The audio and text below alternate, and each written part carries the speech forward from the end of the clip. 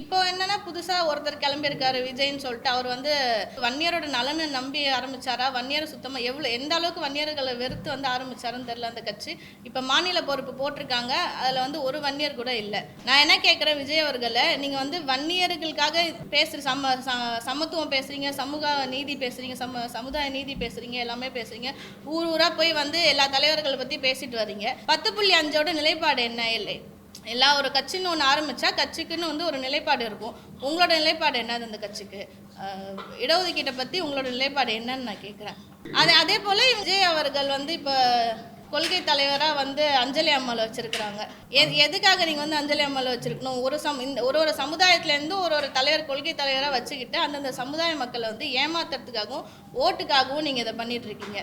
இப்போ நீங்கள் இத்தனை வருஷமாக வந்து படத்தில் வந்து எல்லாரையும் பெண்களை இழிவுபடுத்தி பேசியிருக்கீங்க, சிகரெட் அடிச்சிருக்கீங்க, தம் அடிச்சிருக்கீங்க, என்னென்னமோ பண்ணிவிட்டு நீங்கள் ஸ்டார்ட் டவுன் பண்ணது நீங்கள் தான். அதை இப்போ வந்து எல்லா மக்களும் டீனேஜ்லேருந்து எல்லா பசங்களுமே அதை இன்ஃப்ளூயன்ஸ் ஆகி தான் எல்லாமே பண்ணிகிட்ருக்காங்க.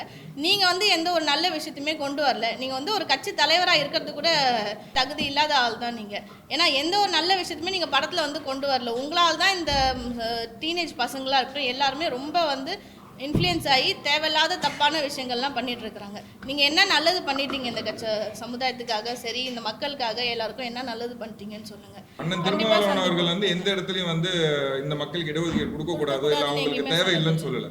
அவங்களுக்கு தேவையான இடஒதுக்கீடு கொடுங்கன்னு தான் சொல்லியிருக்காங்க.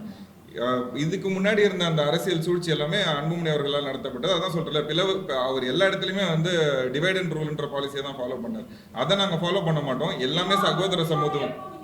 இன்னைக்கு தான் கட்சி அனௌன்ஸ் பண்ணிருக்கோம். இதுக்கப்புறம் ஸ்டெப் பை ஸ்டெப்பா ஒன்னொன்னா நாங்கள் அறிமுகம் கூட்டம் முடிச்சதுக்கு அப்புறம் எல்லாரும் போய் சந்திப்போம். அண்ணன் திருமாவளவன் அவர்களையும் போய் சந்திப்போம். அனைத்து பத்திரிகையாளருக்கும் வணக்கம். இந்த பத்திரிகையாளர் சந்திப்பு எதுக்காகனா, வன்னியர் சமுதாய மக்களோட வந்து வளர்ச்சிக்காகவும் வன்னியரோட ஒற்றுமைக்காகவும் ஒரு புதிய கட்சி ஒன்று தொடங்கியிருக்கோம். அந்த கட்சியினோட பேர் வந்து ஜெயகுரு பாட்டாளி மக்கள் கட்சி.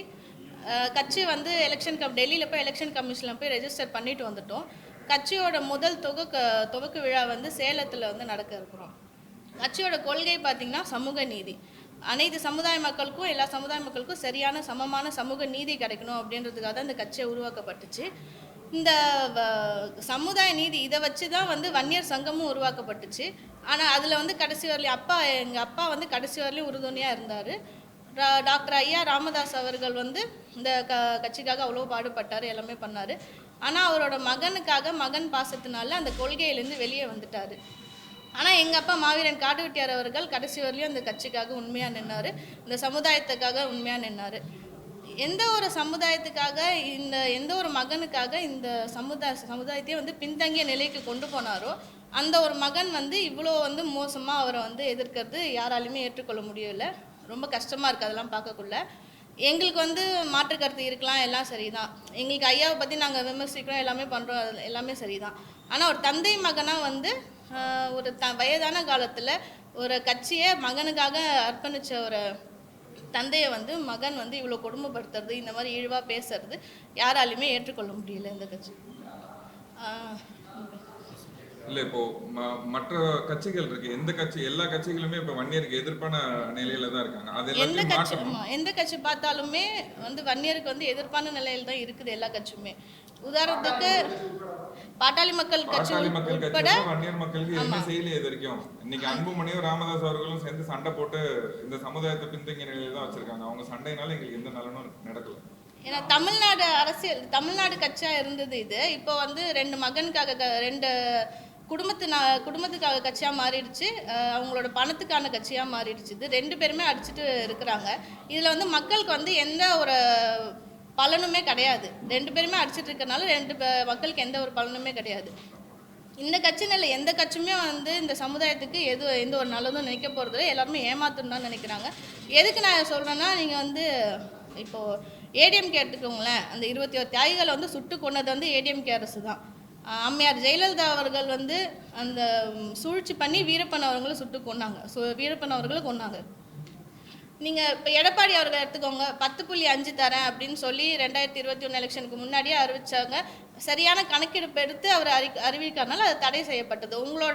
உங்களோட கட்சிக்காக, அரசியலுக்காகவும், உங்களோட அரசியல் வளர்ச்சிக்காகவும் நீங்கள் வந்து ஓட்டுக்காகவும் வன்னியர் மக்களோட ஓட்டு வேணும் அப்படின்ற ஒரே காரணத்துக்காக நீங்கள் இப்படி தப்பான ஒரு பின்பத்தை எல்லா மக்களுக்கு வந்து ஏற்படுத்துறீங்க. இதே தான் பேசுங்க.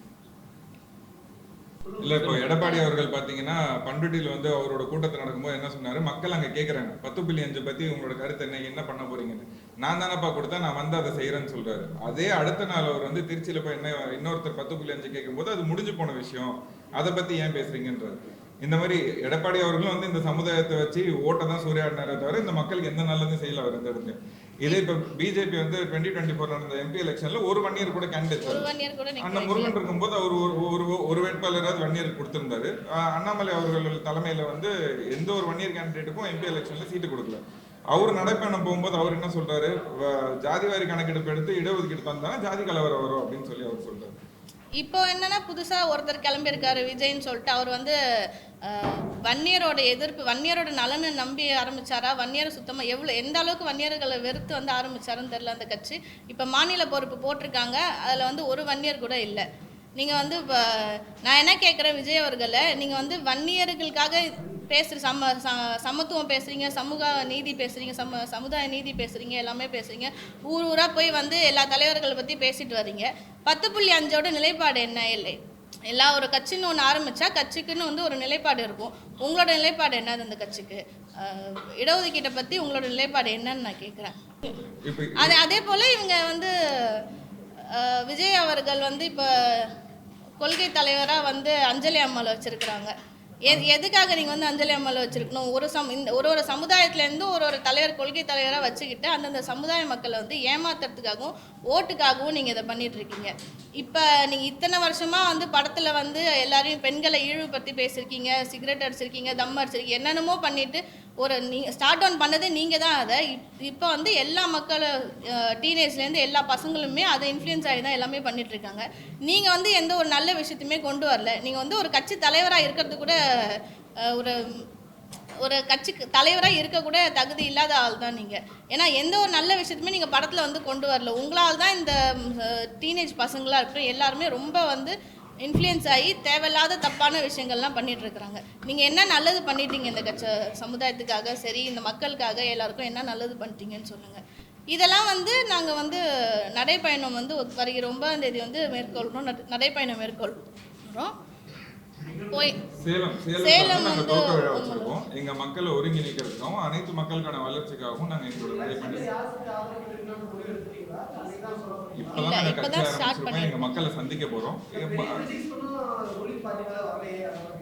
ரூலிங் பார்ட்டி மேல கிரிட்டிக்ஸ் நாங்க 10.5 வைக்க சொல்லி நாங்க கோரிக்கை கேட்டுட்டு இருக்கோம். இன்னும் அதுக்கான நடவடிக்கை எடுக்கல அவங்க. இல்ல அதுதான்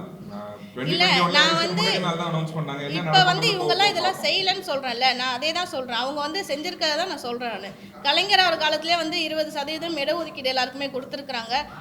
3 லட்சம் கிட்ட பணமும் கொடுத்துருக்காங்க, ஓய்வூதியம் கொடுத்துருக்காங்க. இன்னைய வரலையுமே எல்லாரும் அதை வாங்கிட்டு தான் இருக்கிறாங்க.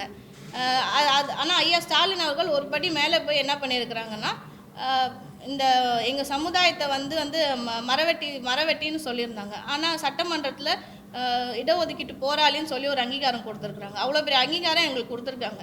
இது இல்லாமல் விழுப்புரத்தில் வந்து ஒரு மணிமண்டபம் எல்லாருக்குமே 21 தியாகிகளுக்கும் கட்டி கொடுத்துருக்குறாங்க. அரசு வேலை வாய்ப்பு ஒரு குடும்பத்தில் ஒருத்தங்களுக்கு அரசு வேலை வாய்ப்பு தரும் அப்படின்னு சொல்லி பேசியிருக்காங்க. என்னோட ஒரே கேள்வி என்னன்னா, இதெல்லாம் வந்து இவங்க செஞ்சான்னு சொல்கிறோம் நாங்கள். இது வந்து இந்த மணிமண்டபம் கட்டுறதே எடுத்துக்கோங்களேன். இது வந்து இவங்க தான் வந்து முதலமைச்சர் ஆகி ஸ்டாலின் ஐயா முதலமைச்சர் ஆகி இது செய்யணும்னு கிடையாதுல்ல. இந்த உங்களுக்காக தானே, ஐயாவையும் கேட்குறேன் சின்னையாவும் கேட்குறேன், உங்களுக்காக தான் இவங்க உயிர் நீத்தாங்க. அந்த சமுதாயத்துக்காக தான் உயிர் நீத்தாங்க. நீங்களே வந்து உங்கள் சொந்த காசில் வந்து மணிமண்டபம் கட்டியிருந்துருக்கலாம்ல. உங்களால் மாதமாக அந்த குடும்பத்துக்கு என்ன வேணுமோ நீங்கள் செய்யலாம். மாதம் உங்களால் போய் பார்க்க முடியலன்னா கூட அந்த குடும்பத்துக்கு தேவையான விஷயங்கள் எல்லாத்தையுமே செஞ்சு அவங்களுக்கு ஒரு வேலை வாய்ப்பு திட்டத்தை நீங்களே வாங்கி கொடுத்துருக்கலாம்ல. அதை ஏன் நீங்கள் பண்ணல? இப்போ வரலையுமே சின்னையா வந்து நான் கேட்குறேன், அவங்க வந்து தந்தையை வந்து மதிக்கிறது இல்லை. அதே மாதிரி சொந்த சகோதரியை சொந்த அக்காவை வந்து அவ்வளோ இழிவுபடுத்தி பேசுகிறாங்க. ஒரு பப்ளிக்குன்னு கூட பார்க்காம அவ்வளோ இழிவுபடுத்தி பேசுகிறாங்க. சொந்த மக்களுக்கு உண்மையாக இல்லை, கொள்கையை வந்து காப்பாற்றலை அவங்க. இப்போ நடந்த போராட்டத்தில் 21 எலெக்ஷனில் இப்போ நடந்த போராட்டத்தில் வந்து போராட்டம் பண்ண மக்கள் வந்து யாருன்னே எனக்கு தெரியாது அப்படின்னு வந்து அவங்க சொல்கிறாங்க. அப்போ அங்கேயுமே நீங்கள் கை விட்டுட்டீங்க. நீங்கள் எதில் தான் உண்மையாக இருப்பீங்க? நீங்கள் எனக்கு அதுக்கு மட்டும் பதில் சொல்லுங்கள். இதெல்லாம் வந்து மக்களுக்கு எடுத்து சொல்லி புரிய வைக்கணும்னு நினைக்கிறோம் நாங்கள். ஏன்னா மக்களை வந்து ஒன்று திரட்டி மாவீரன் கார்வெட்டியார் அவர்களோட வளர்ச்சி தான் வந்து வன்னியர் சமுதாயத்தோட வளர்ச்சி. ஜெய குரு பாட்டாளி மக்கள் கட்சி. ஜெய குரு பாட்டாளி. அதே போல் இப்போது ஐயா தேவர் அவர்களை முன்னிறுத்தி எப்படி வந்து அந்த சமுதாய மக்கள் வளர்ந்துச்சோ அதே போல் மாவீரன் காடுவெட்டியார் அவர்களை முன்னிறுத்தி எங்கள் சமுதாயம் வந்து வளரணும் அப்படின்னு சொல்லி கேட்டுக்கொள்கிறோம். நாங்கள் வந்து இப்போ நான் ஒன்றும் தப்பாக கேட்கல. இந்திய அரசியலமைப்பு படி சரியான கணக்கெடுப்பை எடுத்து ஊதிய பங்கெடுப்பு தரணும் அப்படின்னு தான் சொல்லி கேட்டுக்கிறேன். யாருக்கும் அதிகமாக வேணாம் கம்மியாக வேணாம், எல்லா சமுதாயத்துக்கும் சரியான சமமான நீதி தான் கேட்குறோம். இதை தான் எங்கள் வந்து கட்சி கொள்கையாக நாங்கள் வச்சுருக்கோம். இதை தான் எல்லா மக்கள்கிட்டையும் போய் நாங்கள் பேசவும் போகிறோம். இதை மக்களுக்கு எல்லாருக்கும் எடுத்து சொல்லி புரிய வச்சு ஒரு நல்ல ஒரு அரசியல் தெளிவு பெறணும் அப்படின்னு சொல்லி ஆசைப்படுறோம் நாங்கள். இதனால் நாங்கள் வருகிற 9ஆம் தேதியிலேருந்து இது நடைப்பயணம் மேற்கொள்கிறோன்னு இருக்கோம். நீங்கள் பேசுங்க. இல்ல அது எல்லாமே சேலம் தான். நாங்க கட்சி கொடி எல்லாத்தையுமே சேலம் மஞ்சள் சிவப்பு தான் கட்சி கொடி தான் இருக்கும். அதை நாங்க சேலத்துல எப்படி டிசைன் பண்ணிருக்கோம் நாங்க அங்க எங்களோட அறிமுக கூட்டத்தை அறிவிக்கலாம் இருக்கோம். சமூக நீதி சமமான பங்கீடுல எல்லாருக்கும் உரிய பங்கீடு வேணும்ன்றது தான் எங்களோட அடிப்படை இலக்காகவும் இருக்கு. பெண்களோட உரிமை, எங்க மக்களோட வளர்ச்சி, ஒற்றுமை. எங்க மக்கள் இப்ப பிளவுபட்டு கிடக்குறாங்க. ஒரே மாவட்டத்துல சகோதரராக இருந்த 2 பேர் இன்னைக்கு எல்லாருமே சண்டை போட்டுட்டு ஒருத்தர் வழக்கு வாங்கி இன்னும் ஜெயில இருக்காரு.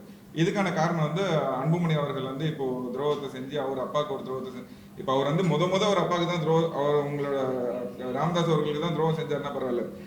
மாவீரன் காடுவெட்டியார் அவர்களையும் துரோகத்தினாலையும் சூழ்ச்சினாலையும் கட்சி விட்டு நீக்கினாரு. கட்சியிலேருந்து மருத்துவ கொலை செஞ்சாருன்றதை நாங்கள் அவரோட மறைவிலேருந்து சொல்லிட்டு இருக்கோம்.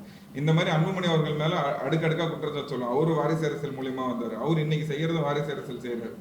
அன்னைக்கு வந்து பேக் டோர் வழியா வந்து ராஜ்யசபா சீட் வாங்கிட்டு போனாரு. இந்த மக்களுக்கு இது வரைக்கும் அன்புமணி ராமதாஸ் அவர்கள் வந்து எதுவுமே செஞ்சதில்லை. இன்னைக்கு அவங்களோட பெண்களுக்கு வந்து சீட்டு கொடுக்கணும், அவரோட மனைவிக்கு எம்பி சீட்டு கொடுக்கறது, இதே மாதிரி முழுக்க திருப்ப அவர் குடும்பத்தை சார்ந்தும் அவர் பணத்தை நோக்கியவே அவரோட அரசியல் இருக்கு.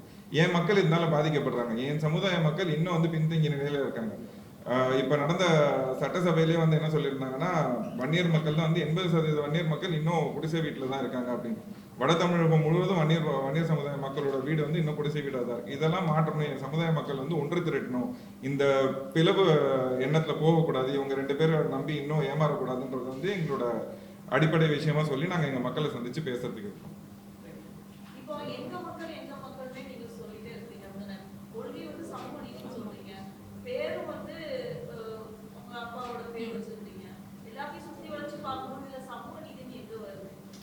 அந்த சமுதாயத்துக்காக தான் அவர் வந்து பாடுபட்டாரு. எங்க அப்பா வந்து அந்த சமுதாயத்துக்காக தான் உண்மையிலே பாடுபட்டாரு. அனைத்து சமுதாயமும் வளரணும் தான் நாங்க நினைக்கிறோம்.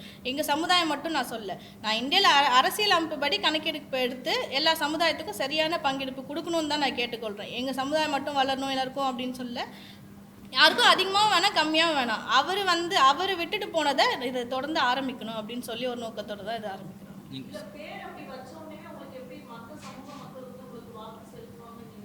இல்லை, எங்கள் கட்சி பொதுச் செயலாளர் இருக்காங்க. அவங்களும் மாற்று சமுதாயத்தை சார்ந்தவங்க தான். இன்னொரு பொறுப்பாளர் இருக்கார். எல்லா சமுதாயத்துலேருந்து நாங்கள் பொறுப்பாளர் வச்சுருக்கோம். எங்கள் அனைத்து மாவட்டங்கள்லையும் பொறுப்பாளர் போட்டிருக்கோம். எல்லா இடத்துலையுமே நாங்கள் செயல்பட்டு இருக்கோம். நாங்கள் கேட்குற முதல் விஷயம் என்னன்னா, எங்களுக்கு ப்ரையாரிட்டைஸாக யாருமே குரல் கொடுக்கறது இல்லை. வன்னியர் மக்கள் குரல் கொடுக்குறோன்னு சொல்லி ஏமாற்றி பாட்டாளி மக்கள் கட்சி இன்னைக்கு அன்புமணி அவர்கள் வந்து அவரோட குடும்பத்துக்கான குரலை தான் கொடுக்குறாரு. இன்னைக்கு அவங்க போடுற சண்டை சொத்துக்கான சண்டையா இருக்கு. எங்க மக்களுக்கு யார் குரல் கொடுக்குறாங்க? யாரும் குரல் மேல ஊழல் வழக்கு இருக்கிறதுனால அவர் மேல ஊழல் வழக்கு வந்து இருக்கிறதுனால அது வந்து பிரச்சனையா இருக்குன்னு சொல்லிட்டு அவர் வந்து ஆர்எஸ்எஸ் கைகூலியை வந்து ஆர்எஸ்எஸ்ல வந்து அவங்க கேட்டுட்டு இருக்கிறாங்க அவங்களோட இதை. நான் சொல்ல ஐயாவே தான் சொல்லியிருக்காது, நீ வந்து ஆர்எஸ்எஸ் கைக்கூலி அப்படின்னு சொல்லிட்டு இருக்காங்க. அப்போ நீங்கள் இன்னும் வந்து காசுக்காக தான் இந்த மக்களை வந்து இன்னும் ஏமாத்திட்டு இருக்கீங்க. இன்னும் யாருக்குமே எதுவுமே நீங்கள் செஞ்ச பாடில்லை. இதை எங்கள் அப்பா வந்து இதுக்காக உண்மையிலே கடைசி வரையும் போராடினாங்க. இந்த சமுதாயத்துக்காகவும் சரி, எந்த சமுதாயத்துக்கும் அவங்க எதிரியும் கிடையாது. எங்கேயுமே அதை சொன்னதும் இல்லை. அவங்க எல்லா சமுதாயத்துக்காக தான் நாங்களும் பேசணும். அவரும் பேசினது, அவர் விட்டுட்டு போனதை தொடங்கி நாங்கள் பேசணும்னு நினைக்கிறோம். இன்னும் நாங்கள் ரொம்ப பின்தங்கிய நிலையில் இருக்கோன்றதுக்காக எங்களை ப்ரையாரிட்டைஸ் பண்ணி யாருக்குமே எந்த அநீதியும் நாங்கள் செய்ய போகிறதில்ல, யாருக்கும் எந்த துரோகமும் செய்ய போகிறதில்ல. எல்லாரையும் ஒன்று திரட்டி தான் செயல்பட போகிறோம். ஃபர்ஸ்ட் எங்கள் மக்கள் எங்களை நம்பணும்ல, அப்போ தானே மற்றவங்களுக்கு நான் போய் பேச முடியும். நீ உங்களுக்கே உன் வீட்டுக்கே எதுவும் செய்யலை, மற்றவங்களுக்கு என்ன செய்ய வரேன்னு கேள்வி வரக்கூடாது. இல்லை, அதுக்கான முயற்சி தான் அது. எல்லாரையும் ஒன்று திரட்டி தான் நாங்கள் எதாக இருந்தாலும் செய்ய போகிறோம். இல்லை, அவங்க 2 பேருக்குள்ள இருக்க சண்டையுமே முடியல. இல்லை, அது மாதிரி எதுவும் நாங்கள் பேசலாம். அவங்க ஆமாம், எங்களுக்கு வந்து அந்த உணர்வு இருக்குங்க. இப்ப ஐயா சின்னையான்றது சின்ன வயசுலேருந்தே இருக்குது. அவர் இந்த அளவுக்கு ஏமாத்துவாருன்னு நாங்கள் எதிர்பார்க்கல.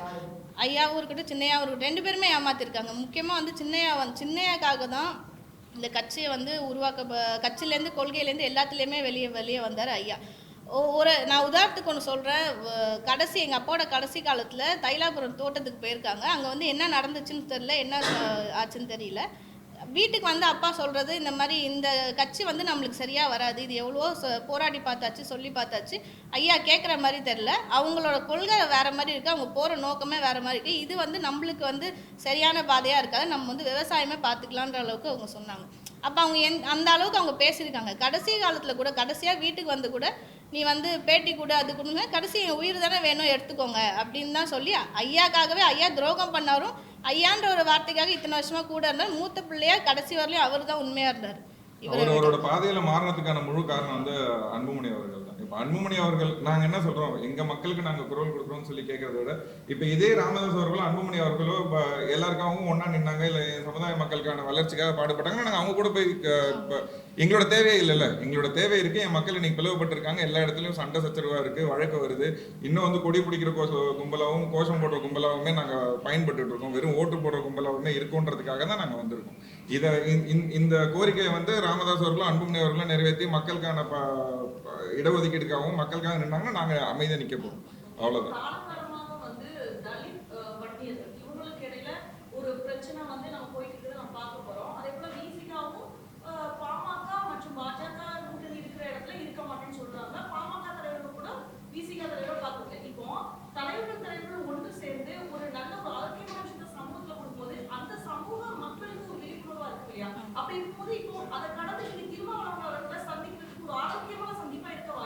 கண்டிப்பா சந்திப்போம். அண்ணன் திருமாவளவன் அவர்கள் வந்து எந்த இடத்துலயும் வந்து இந்த மக்களுக்கு இடஒதுக்கீடு கொடுக்க கூடாது, இல்ல அவங்களுக்கு தேவை இல்லைன்னு சொல்லல, அவங்களுக்கு தேவையான இடஒதுக்கீடு கொடுங்கன்னு தான் சொல்லியிருக்காங்க. இதுக்கு முன்னாடி இருந்த அந்த அரசியல் சூழ்ச்சி எல்லாமே அன்புமணி அவர்களால் நடத்தப்பட்டது. அதான் சொல்றேன், அவர் எல்லா இடத்துலயுமே வந்து டிவைட் அண்ட் ரூல்ன்ற பாலிசியை தான் ஃபாலோ பண்ணார். அதை நாங்க ஃபாலோ பண்ண மாட்டோம். எல்லாமே சகோதர சமூகம். இன்னைக்குதான் கட்சி அனௌன்ஸ் பண்ணிருக்கோம். இதுக்கப்புறம் ஸ்டெப் பை ஸ்டெப்பா ஒன்னொன்னா நாங்க அறிமுகம் கூட்டம் முடிச்சதுக்கு அப்புறம் எல்லாரும் போய் சந்திப்போம். அண்ணன் திருமாவளவன் அவர்களையும் போய் சந்திப்போம். சந்திச்சு எல்லாத்துக்குமே நாங்க இன்வைட் பண்ணுவோம். February 22 மாநில மாநாடு தர்மபுரியில போடுறதுக்கு அன்னைக்கு எல்லா தலைவர்களும், அனைத்து சமுதாய தலைவர்களும், அனைத்து கட்சி தலைவர்களும் அழைப்போம்.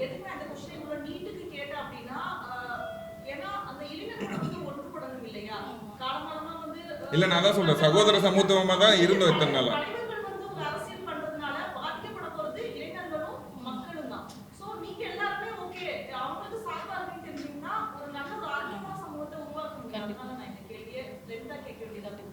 கண்டிப்பா கண்டிப்பா நான் தான் சொல்றேன், சகோதர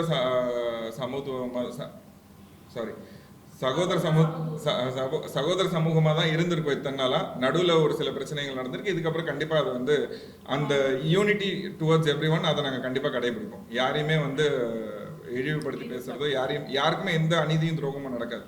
எல்லாரையும் ஒன்று திரட்டி மட்டும்தான் எங்களோட நோக்கம், முன்னேறி போக வேண்டிய நோக்கமா இருக்கு. தேங்க்யூ.